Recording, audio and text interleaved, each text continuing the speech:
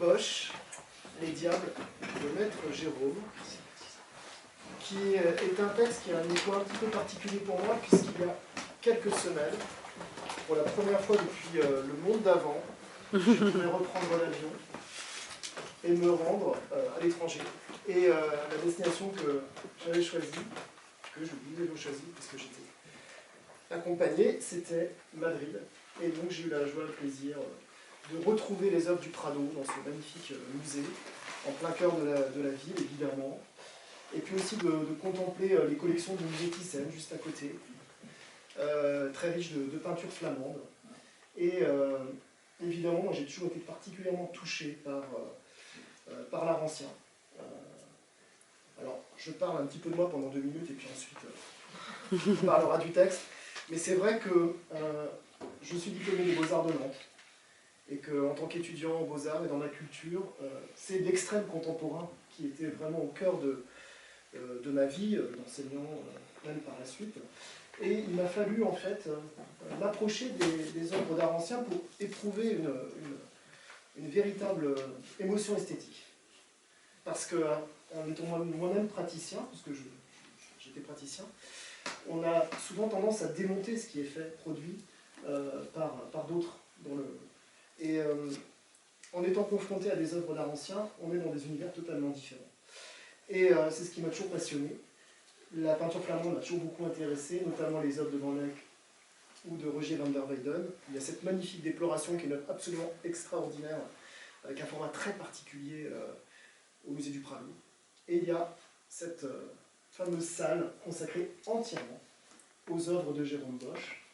Et donc, forcément, la lecture de l'ouvrage est repensée à ce temps de visite.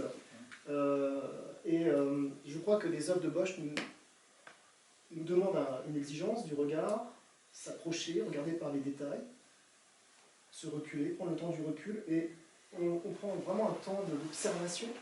C'est ce vers quoi aussi j'ai eu envie d'aller en lisant le texte, et notamment en revenant à ce cahier central dans lequel on trouve une belle iconographie et donc des reproductions d'œuvres de qualité.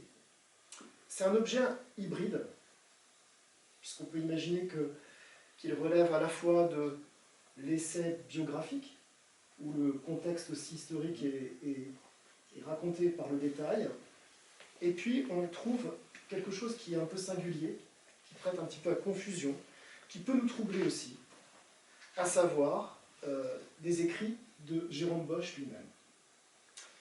Et l'auteur joue un petit peu avec nous, puisque dès la page de présentation, il est question des mémoires apocryphes du peintre Jérôme Bosch qui sera intégré à l'ouvrage.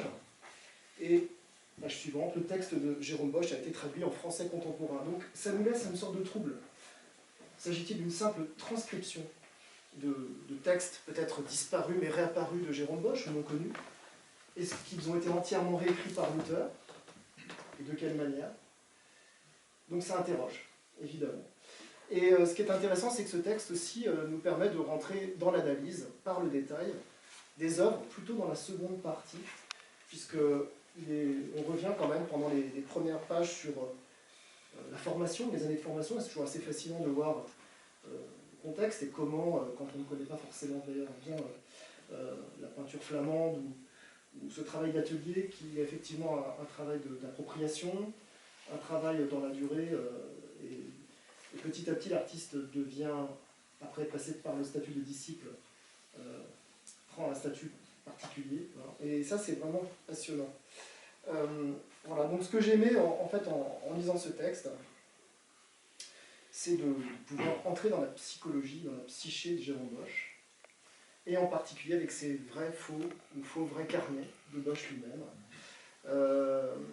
On sent un homme qui est décrit comme étant empli de contradictions, entre d'un côté une dévotion très forte, très marquée, et puis en même temps, évidemment, toute cette complexité, cette ambivalence de la nature humaine, cette fragilité, cette angoisse qui apparaît. Je vais lire un tout petit extrait, où c'est Jérôme Bosch lui-même qui nous parle.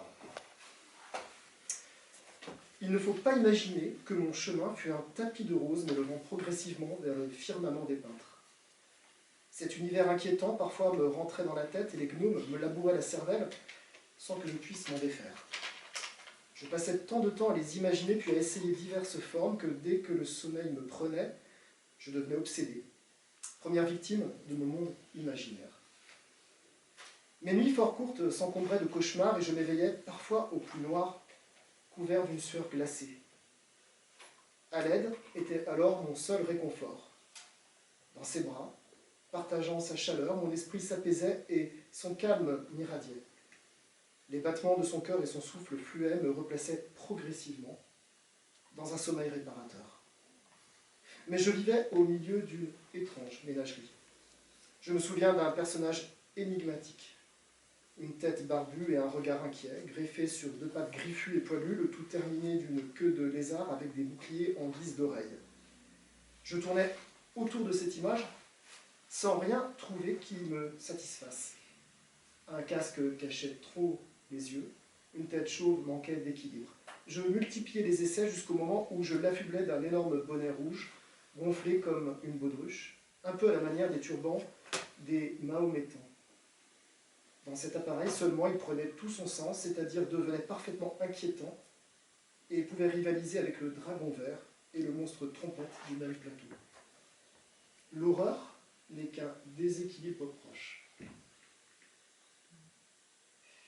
C'est cette dernière phrase qui m'interpelle aussi, parce que on a envie de s'immerger à nouveau en lisant ce petit extrait dans la peinture et de retourner voir la peinture de Bosch. Je crois que c'est peut-être, l'auteur me le dira, peut-être le plus beau compliment qu'on pourrait faire au livre, de retourner vers l'œuvre, retourner vers les œuvres. Et cette histoire de l'horreur n'est qu'un déséquilibre proche, je trouve qu'elle est très significative et très parlante de l'univers de Bosch, parce que quand on regarde par exemple le Jardin des Délices, on voit cette coexistence, ce passage, ces frontières entre le quotidien, la douceur de certaines scènes et la monstruosité qui peut apparaître sur différentes zones de l'œuvre. Et puis, ça c'est quelque chose qui m'intéresse. Et au-delà du texte d'Antoine Georges, ce qui est assez fascinant et passionnant, c'est cette histoire des écrits d'artistes. Il y a peu ou pas d'informations véritablement avérées sur la biographie de Bosch lui-même, comme pour Van Eyck ou d'autres artistes. Et on peut imaginer d'autres écrits d'autres grands artistes qui n'existent pas, mais qu'on pourrait inventer, réinventer. Et ça, c'est quelque chose de tout à fait passionnant. Et en même temps, les écrits d'artistes, les paroles des artistes nous renseignent évidemment sur la biographie, sur l'œuvre, mais il y a toujours le mystère des images, qu'on n'épuise jamais véritablement.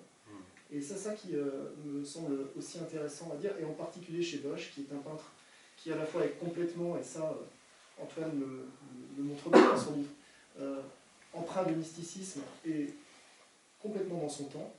C'est ce temps troublé qui est décrit, puisque le contexte historique est vraiment très présent dans le texte, mais en même temps il est d'une très grande modernité.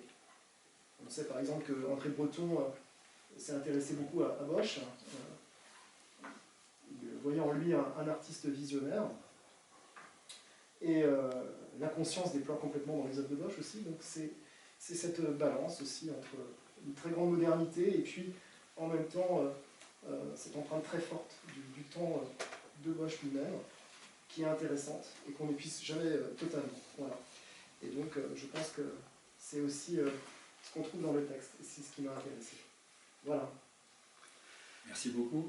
On va avoir un dialogue long exposé. Merci beaucoup à chaque fois. Donc,